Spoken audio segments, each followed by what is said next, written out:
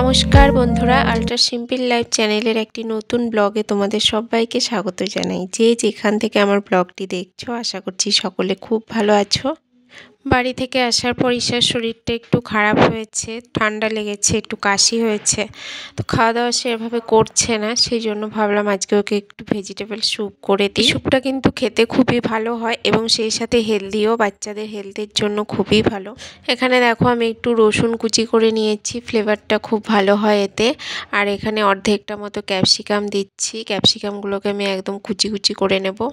স্যুপটাকে আরও কালারফুল করার জন্য তোমরা এখানে ইয়েলো ক্যাপসিকাম এবং রেড ক্যাপসিকামও ব্যবহার করতে পারো। তোমরা তোমাদের পছন্দ মতো সবজি এখানে অ্যাড করবে। বাচ্চা যদি সবজি খেতে না চায় তো এটা কিন্তু খুব ভালো একটা টেকনিক বাচ্চাকে সবজি খাওয়ানোর। তো দেখো আমার যে পরিমাণ ক্যাপসিকাম লাগবে আমি সেটাকে একদম কুচি করে কেটে নিয়েছি, আর রসুনটাও কাটা হয়ে গেছে, সাথে আমি এক টুকরো লেবু নিয়েছি। আর কি কি সবজি নিয়েছি দেখে নাও। আমি নিয়েছি একটু টমেটো কুচি, আর সেই সাথে একটু বিনস, তার সাথে একটু বিট, গাজর এবং একটু মটরশুঁটি। তো সমস্ত সবজিগুলোকে আমি মোটামুটি একটু ছোট ছোট করে কেটে নিয়েছি। আর আমি আগে থেকে একটু মসুর ডালকে ভালোভাবে ধুয়ে ভিজিয়ে রেখেছিলাম, আর সেই সাথে নিয়ে নিয়েছি দুটো ডিম।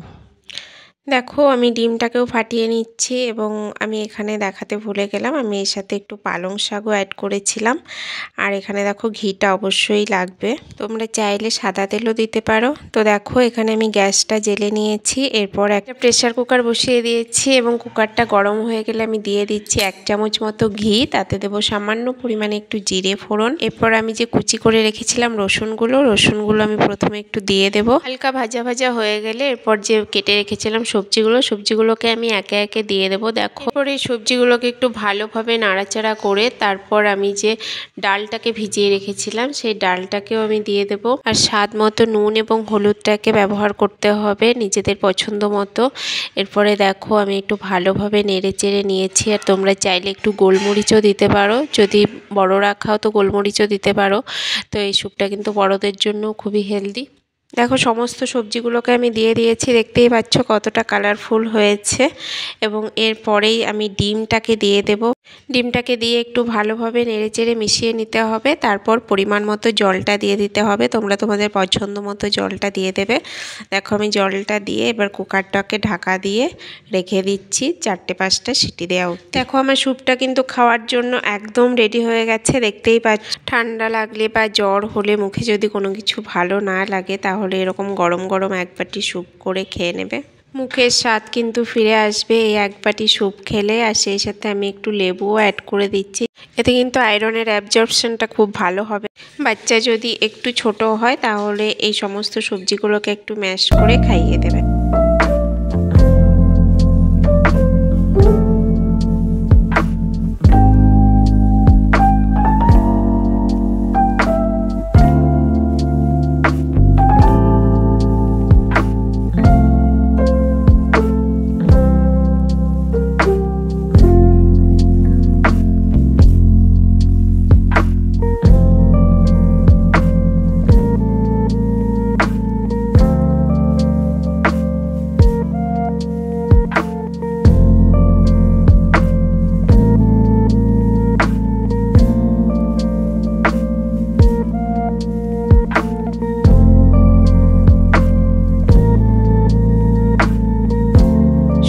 দিকে আমরা একটু বাইরে যাব বলে রেডি হয়েছিলাম। আসলে 18ই ফেব্রুয়ারি ছিল আমাদের 3 বছরের বিবাহবার্ষিকী, কিন্তু বাড়ি থেকে আসার পর আমাদের সবাইকারই শরীরটা খারাপ হয়ে গেছে। আর ঈশারও যেহেতু শরীরটা অনেকটাই খারাপ হয়ে গেছে, রুমে থেকে থেকে ওরও ভালো লাগছে না, তো বাইরে গেলে একটু ওরও ভালো লাগবে, সেই জন্যই আমরা একটু বেরিয়েছিলাম ওকে নিয়ে। আর আজ দেখো আমরা যাচ্ছি বাসে করে। তো এখান থেকে রাউরকেল্লা একটা বাসে যাব, আর রাউরকেল্লা থেকে আর একটু এগিয়ে যাব। চলো, এর আগে তোমরা রাউরকেল্লা স্টেশন অবধি রাস্তাটা দেখেছো, আর আজকে তোমাদের ওই রাস্তাটা দেখাবো না, তারপরে আমরা যতটা যাব সেই রাস্তাটা তোমাদের দেখাবো।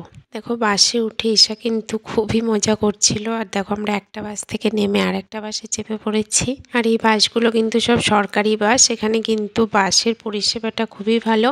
দেখো এখানে কিন্তু অটোর থেকে বাসে যাতায়াতটা একটু কমফোর্টভাবে করতে পারবে। দেখো দিনের আলোয় দেখা রাউরকেল্লা আর রাতের আলোয় দেখা রাউরকেল্লার ছবিটা কিন্তু সম্পূর্ণ আলাদা। রাতের ছবিটা দেখতে আরও বেশি ভালো লাগে। আর ঈশা যে এতটা দুষ্টু, ওকে নিয়ে বাইরে না বেরোলে আমরা বুঝতেই পারতাম না।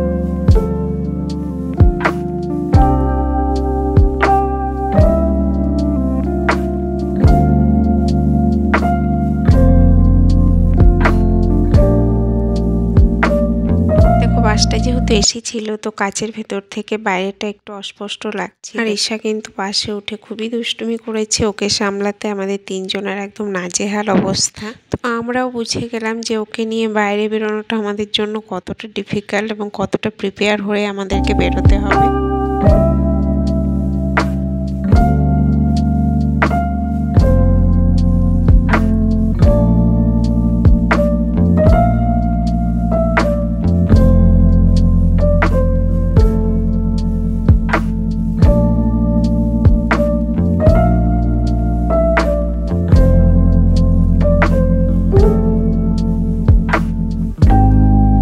আমরা বাস থেকে নেমে পড়েছি। তো আম্বেদ চক বলে একটা জায়গা আছে, এখানে আমরা নেমেছি। এখান থেকে একটু হেঁটে যাব, ডিনারটা এখানেই করে নেব।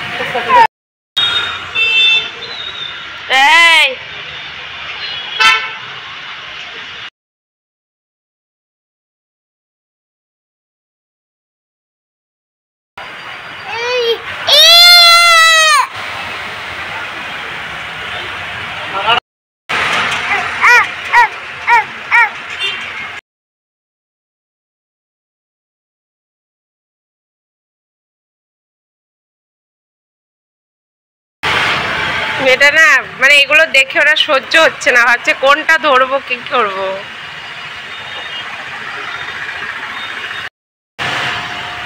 এখানে দেখো আমরা একটা রেস্টুরেন্টে চলে এসেছিলাম, আর দেখে বুঝতেই পারছো যে ঈশা আমাদের কোন পরিস্থিতিতে ফেলেছে। আমরা কথা শুনছি না, প্রচুর দুষ্টুমি করছে।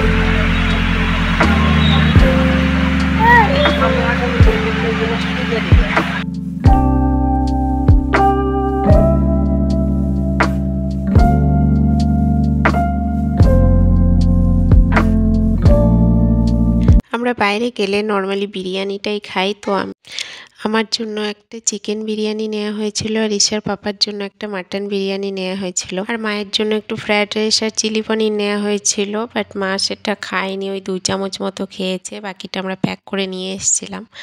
আর এদিকে দেখো ঈশা এতটাই দুষ্টুমি করছিল যে ভাত হয়ে মাকে বললাম ওকে ধরতে। তো আমরা আগে খেয়ে নিলাম, তারপর ওই মা একটু খেয়েছিল। আর দেখো খাওয়া দাওয়া করে মোটামুটি 9টা মতো বেজেছিল। তারপর আমরা রুমে চলে গিয়েছিলাম, কারণ ঈশা ওইদিকে ঘুমিয়ে যাবে। আজকের ভিডিওটা তাহলে এই পর্যন্তই রাখছি। দেখা হবে অন্য কোনো নতুন ভিডিওতে। ততক্ষণ সবাই ভালো থাকবে, সুস্থ থাকবে এবং সাবধানে থাকবে। আর আমার ভিডিওগুলি যদি ভালো লেগে থাকে তাহলে আমার চ্যানেলটিকে সাবস্ক্রাইব করে আমার পাশে থেকো।